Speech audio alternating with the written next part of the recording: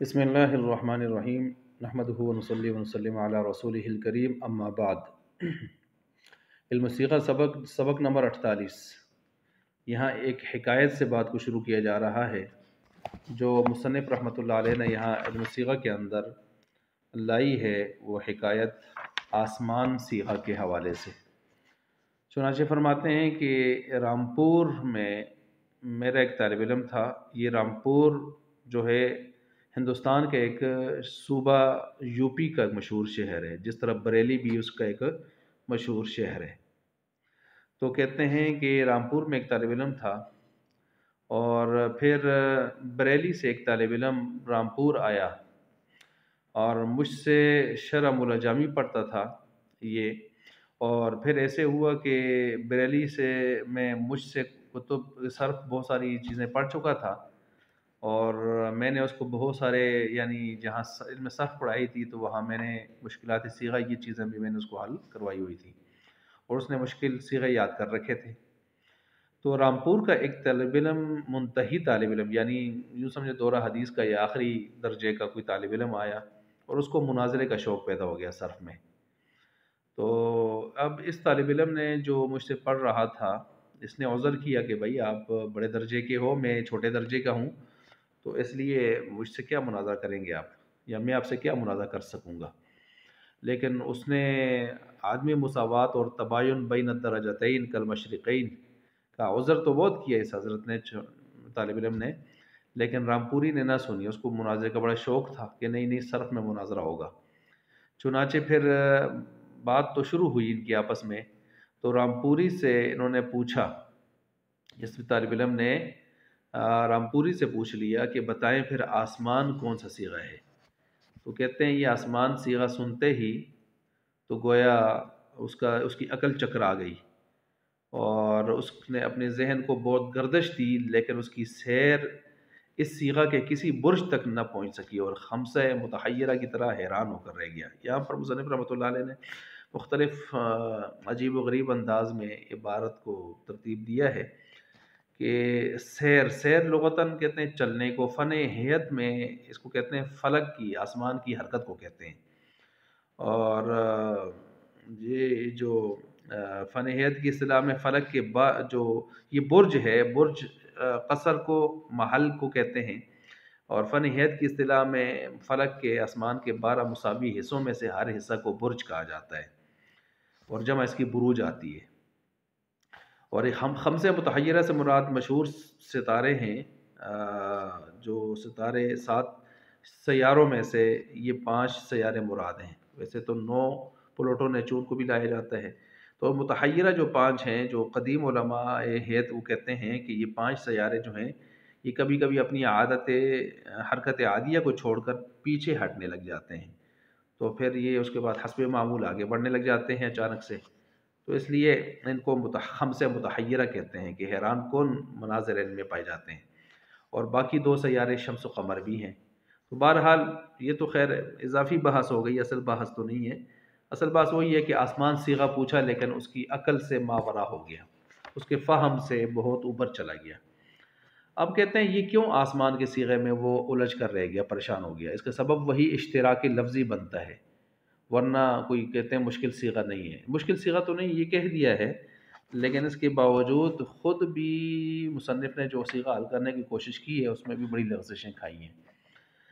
کبھی اس کو اسم تفضیل بنا دیا تثنیہ، کبھی اس کو باب افعال کے ساتھ لگا دیا، اس کا تثنیہ بنا دیا، تو ان توجیحات کے اوپر پھر رد ہوتا چلا گیا، اور آخر میں جا کے محشی نے جو ہے اس پر ایک نئی رائے قائم کی ہے اس کے اوپر، اور پھر انہوں نے اس کو ایک نئی رائے کے ساتھ اس کو جوڑ توڑ کرنے کی اس کی کوشش کی ہے۔ مثلا انہوں نے کہا یہ کوئی مشکل صیغہ نہیں ہے، کیا ہے جی؟ افعالانی کے وزن پر ہے، افعلو افعالانی، اس میں تفضیل تثنیہ کا صیغہ ہے، اور وقف کے باعث جو ہے اس کا نون ساکن ہو گیا تو افعالان ہو گیا، تو اسمان۔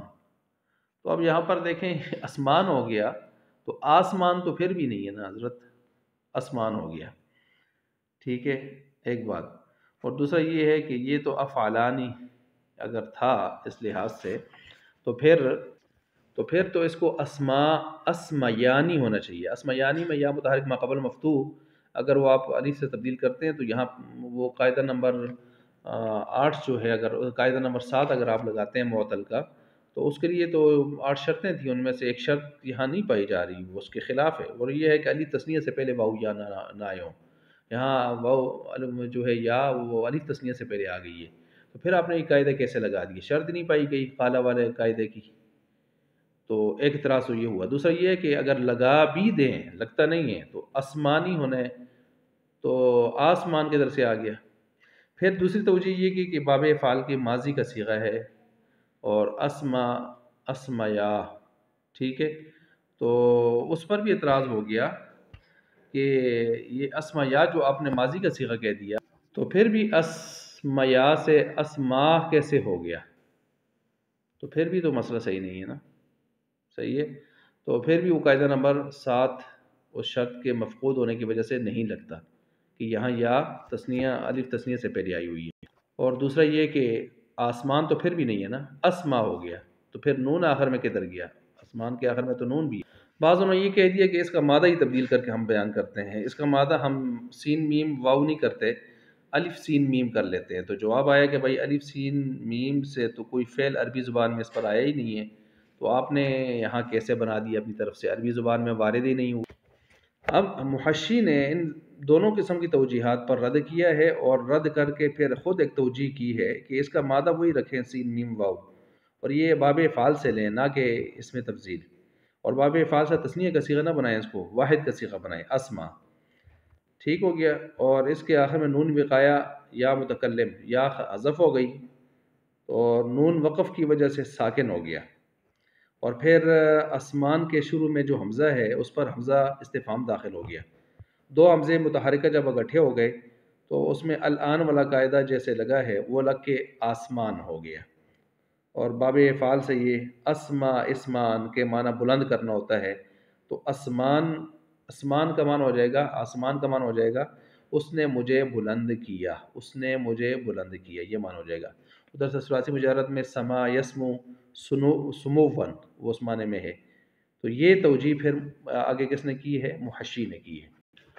بہرحال مصنف رحمۃ اللہ علیہ نے جو دو توجیحات کی تھیں وہ دونوں رد ہو گئیں، اور محشی نے ایک نئی توجیہ، تیسری توجیہ کی ہے، اور وہ زیادہ بہتر معلوم ہوتی ہے، اس میں صیغہ صحیح بیٹھتا ہے، اور جو رولز پیچھے بیان کیے ہیں ان کی خلاف ورزی بھی لازم نہیں آتی.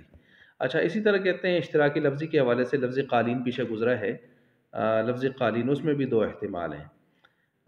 ایک تو پیچھے ہم نے پڑھ لیا تھا نا کہ اس میں کیا احتمال ہے، جس کو ہم نے قالین میں کہا تھا کہ یہ اس میں فاعل کا صیغہ ہے اور جمع کا ہے، جمع مذکر کا ہے، اور یہ حالت نسبی جری کی صورت میں آیا ہوا ہے. ایک تو ہم نے پیچھے یہ پڑھا تھا. باب مفعل قال یقالی ناقص کا صیغہ ہے، جمع مؤنث. اب دوسری ایک توجیہ اس کی یہ آ رہی ہے کہ یہ ناقص کا قال یقالی باب مفعل سے ہے، اور صیغہ جمع مؤنث امر حاضر معروف ہے. ٹھیک ہے، قیلان دشمنی کرنا، دشمنی سے ماخوذ ہے، تو جمع مؤنث امر حاضر معروف کا صیغہ ہو گیا قالین.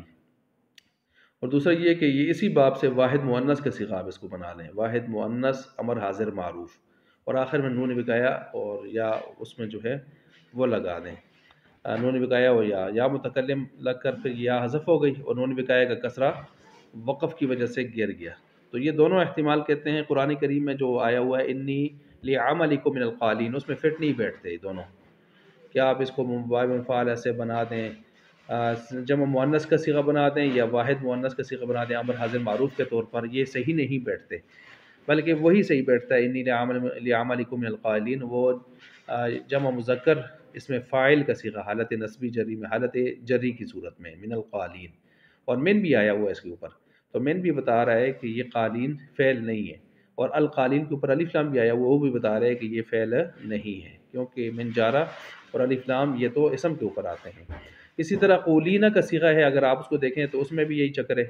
جو مشہور ہے کتاب ہے صرف کی جو نموئی، اس کے اندر یہ پہلا صیغہ ہے، اور وہ بھی ہے جمع مؤنث غائب کا باب مفعول ہے، صحیح ماضی مجہول ہے، فعل مثبت ہے. ٹھیک ہے، قولینہ، قولینہ وہ بھی اسی سے بنا ہوا ہے. تو قولینا جو صیغہ ہے کہ قولینا، یہ قولی یا قولیا قولیو، قولیت قولیتا قولینا، وہی باب فعل سے ماضی مجہول کا صیغہ ہے. ٹھیک ہو گیا جی. بہرحال یہ جو جوانموئی کتاب ہے، کہتے ہیں اس کے اندر بہت ساری اعلالات غلط کر دیے گئے ہیں، اس لیے یہ اہل علم کے ہاں مقبول نہیں ہے. بہرحال یہ بھی ہو گیا. اب آگے جی اشدہ والا صیغہ.